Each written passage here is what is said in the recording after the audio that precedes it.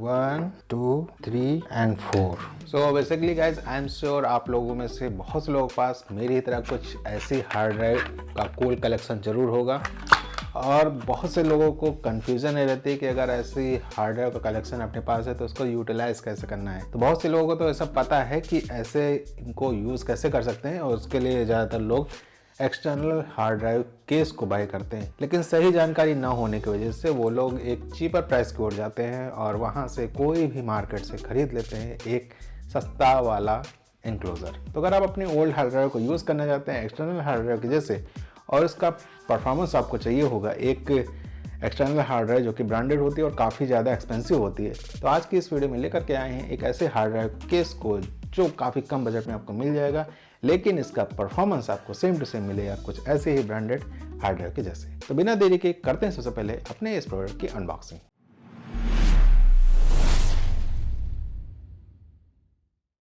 तो यहाँ पर मेरे पास है एक कैबलेट ब्रांड का एक एक्सटर्नल हार्ड ड्राइव का ये केस है और ये कुछ इस तरीके की बॉक्स में आता है। फ्रंट में हमें मिलता है अपने एक्सटर्नल हार्ड ड्राइव का जो केस है उसका इमेज, कुछ डिटेल्स यहाँ पर नीचे दे दी गई है, वो चीज़ हमें मिल जाती है। बैक साइड में इमेज और मिलती है और कुछ डिटेल्स इसमें दी गई है कि कौन कौन से इसमें फीचर्स और क्या इसके स्पेसिफिकेशन है, वो चीज़ यहाँ पर दिया गया है। तो अगर इस बॉक्स को ओपन करते हैं तो इसमें किसी भी तरीके का कोई सील पैक वगैरह नहीं है, डायरेक्ट ओपन हो जाता है।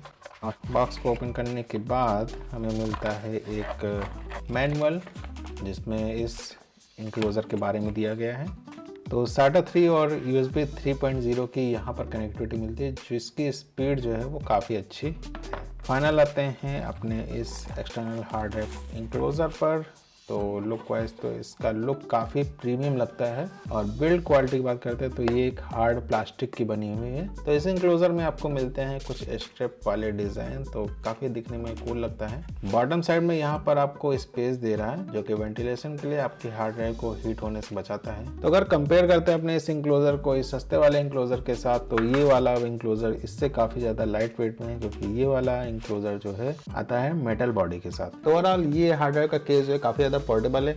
और अगर इसका कंपेयर करते हैं इस एडेटा की जो है एक ब्रांडेड हार्ड ड्राइव जो काफ़ी ज़्यादा एक्सपेंसिव होती है, तो दोनों में कुछ खास डिफरेंस नहीं, मुझे सिर्फ थिकनेस का डिफरेंस लगता है। जो ये वाला केस है थोड़ा सा इससे थिकनेस में ज़्यादा है। तो कैबलेट के इस हार्ड ड्राइव में आप मैक्सिमम 6 टेराबाइट तक की कोई भी एक्सटर्नल हार्ड ड्राइव को लगा सकते हैं। और ध्यान में रखना यहाँ पर जो हार्ड ड्राइव सपोर्टेड है वो सिर्फ 2.5 इंचेस वाली हार्ड ड्राइव ही सपोर्टेड है। इस केस में अगर हार्ड ड्राइव को माउंट करना है तो बहुत ईजी स्टेप है, बस ऊपर वाले केस को हल्का स्लाइड करना रहता है, ओपन हो जाता है और अपनी एक हार्ड ड्राइव को लेना है और यहाँ पर इसको फिक्स करके हल्का सा बस पुश कर देना रहता है। और ये हमारी हार्ड ड्राइव इसमें रेडी हो गई है। केस को फिर से यहाँ पर अपनी पोजीशन पर रख करके हल्का सा पुश कर देते हैं। और जब भी इस हार्ड ड्राइव को कनेक्ट करते हैं अपने सेटअप पोर्ट से, तो यहाँ पर हमें ब्लू कलर की लाइट ब्लिंक करती हुई दिखती है जो कि ये इंडिकेट करती है कि हमारा जो हार्ड ड्राइव है ये प्रोसेस में है। तो काफ़ी इजी स्टेप अपने ओल्ड हार्ड ड्राइव को इस एक्सटर्नल केस में लगाने का, क्योंकि यहाँ पर हमें कोई भी स्क्रू ड्राइवर की यूज़ करने की ज़रूरत नहीं पड़ती है। और इन फ्यूचर ये भी हेडक नहीं बना रहेगा कि यार अगर इसका स्क्रू कहीं खो गया तो कहाँ मिलेगा। तो इस हार्ड ड्राइव में आपके पीसी में अगर 3.0 का पोर्ट होगा तब आपको अच्छी स्पीड मिलेगी, अदरवाइज आपको 2.0 की ही स्पीड मिलने वाली है। तो अब बारी है इस इंक्लोज़र की टेस्टिंग की। तो मेरे पास है दो डिफरेंट टाइप के हार्ड ड्राइव, एक है SSD और एक है HDD, और इन दोनों का ही एक एक करके यहाँ पर इसमें लगा करके इसकी टेस्टिंग करेंगे। Speed test, read operation, write operation सबको देखेंगे क्या इसकी स्पीड निकल करके आती है। तो सबसे पहले बेंच मार्किंग करते हैं अपने सीगेट की हार्ड ड्राइव का। तो बेंच मार्किंग के लिए यहाँ पर जो सॉफ्टवेयर यूज़ कर रहे हैं वो है क्रिस्टल डिस्क मार्क, और यहाँ पर सेलेक्ट करते हैं अपनी J ड्राइव क्योंकि ये हमारी है एक्सटर्नल हार्ड ड्राइव। थोड़ा सा इसमें टाइम लगेगा क्योंकि ये USB 2.0 की कनेक्टिविटी से कनेक्ट है। A few moments later. तो ये थी एक हार्ड ड्राइव की USB 2.0 पर बेंच मार्किंग, और अब करते हैं अपनी इस SSD की भी बेंच मार्किंग। अब यहाँ पर सेलेक्ट करते हैं अपनी SSD को और बेंच मार्क करते हैं स्टार्ट। इसमें भी थोड़ा टाइम लगेगा। A few moments later.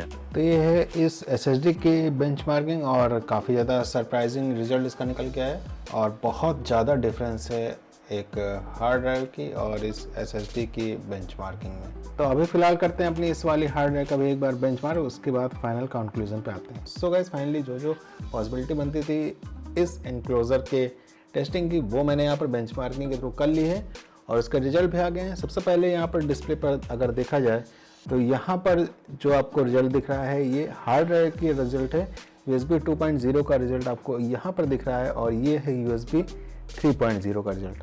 और अगर कंपैरिजन को देखा जाए तो काफ़ी ज़्यादा डिफरेंस यहाँ पर आप देखने को मिलता है USB 2.0 और USB 3.0 पर। तो यहाँ पर आप क्लियरली देख सकते हैं क्या डिफरेंस है इन दोनों के रिजल्ट पर।